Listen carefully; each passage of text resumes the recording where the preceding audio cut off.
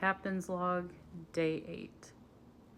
Day 8 of my 90-day challenge to lower my A1C. If you watched my video yesterday, I talked about how I was, started to talk about how I was diagnosed with diabetes and why I didn't see the signs. Mostly, I think, because I was ignoring them.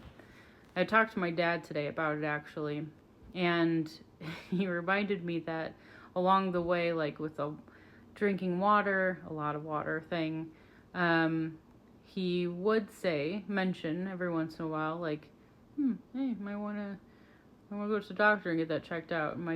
Could be something like diabetes. I'll be honest, I didn't like going to the doctor before I was diagnosed. I don't really enjoy it now either. It's not my favorite thing to do. I could think of other things that I would rather do. But going to the doctor was never a thing that I enjoyed. I don't know, like I've had this fear of like, what if something was really wrong and they had to take me back for surgery right away? Funny thing is, something was kind of wrong with my body, as I am a diabetic, and I needed help getting that taken care of. And I am so fortunate now to have such a great medical team where I'm at, where they've all, worked together to, first of all, make sure I can see. I have vision, which is good, especially since I have advanced diabetic retinopathy. But then also to work on, like, what am I eating? Is it right for me? Is it not? Every body is different, and all of our bodies react differently to different foods. Even from diabetic to diabetic, what might affect your blood sugar might not affect mine, and what might affect mine might not affect yours. So, that's kind of interesting. There's no formula that you can follow to really fix things.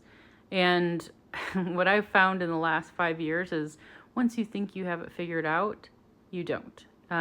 Things kind of shift and change. Like I'm like, oh yes, I'm on the right path. I've figured out exactly what my body likes and doesn't like. And then all of a sudden you get a spike or something.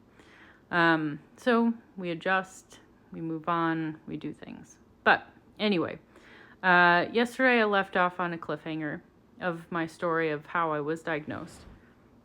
Excuse me. I ended it with the optometrist that I went to see in Pigeon Forge, Tennessee. Saw the picture of my eye that he had taken and mistook one of my eyelashes for complete retina detachment, freaked out and said that I needed to go immediately to Knoxville, Tennessee for an emergency surgery.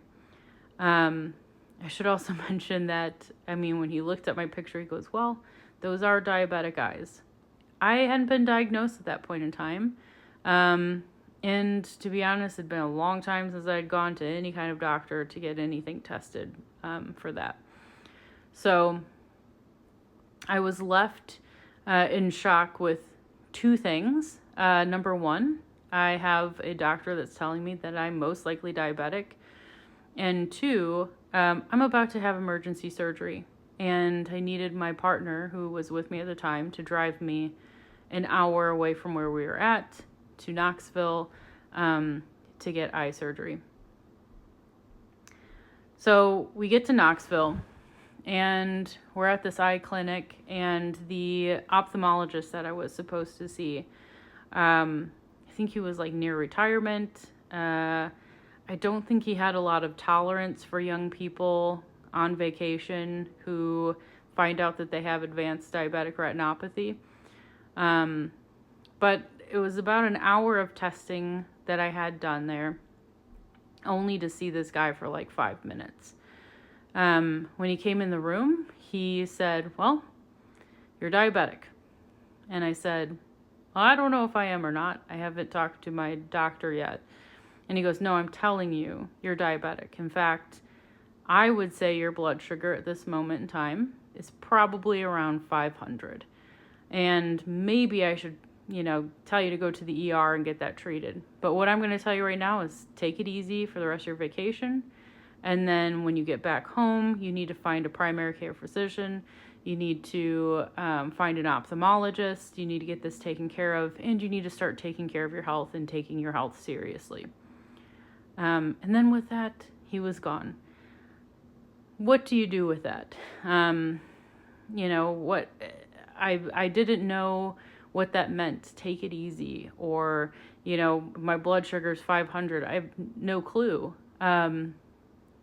That's not, you're not given any kind of guidance for, how to take care of yourself.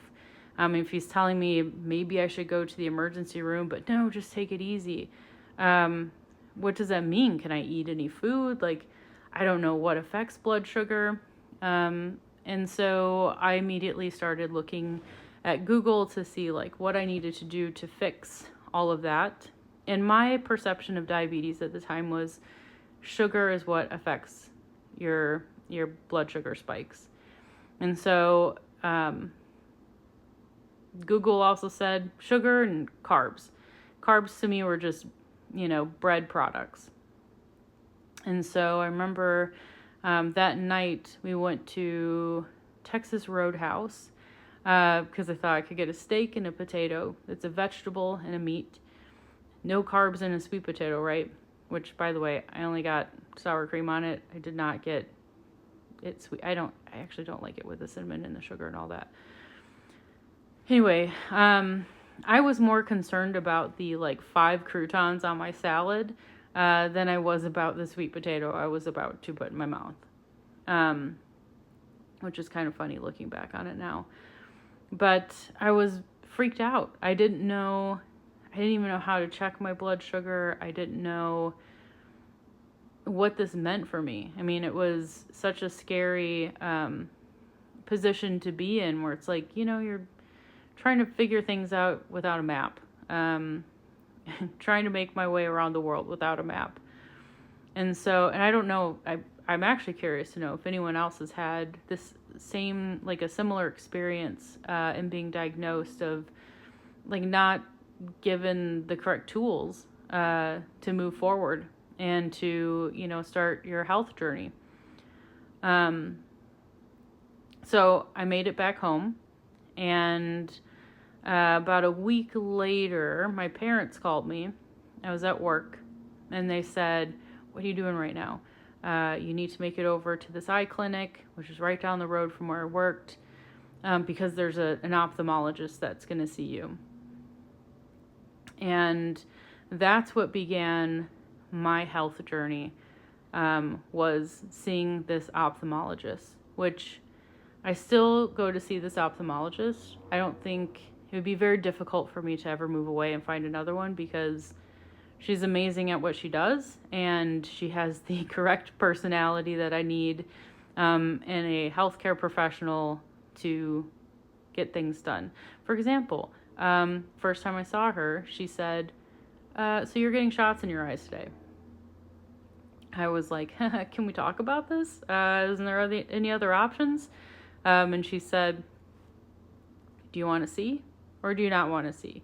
You're getting shots today." So anyway, so began my health journey. I'm running out of time again. I will pick this story up tomorrow, where I left off, and finding the correct health team and actually finally getting the information that I needed in order to start my health journey. But yeah, it all started with an eye bleed on vacation and an ophthalmologist that was not very nice. Didn't give me any kind of direction. It was very confusing. But yeah, I'm curious. Let me know what your health journeys have been like. How did you get the information you needed in order to start to work on your diabetes and have a life that is full of health instead of not? Anyway, thank you for listening. I'll talk to you guys tomorrow. Bye.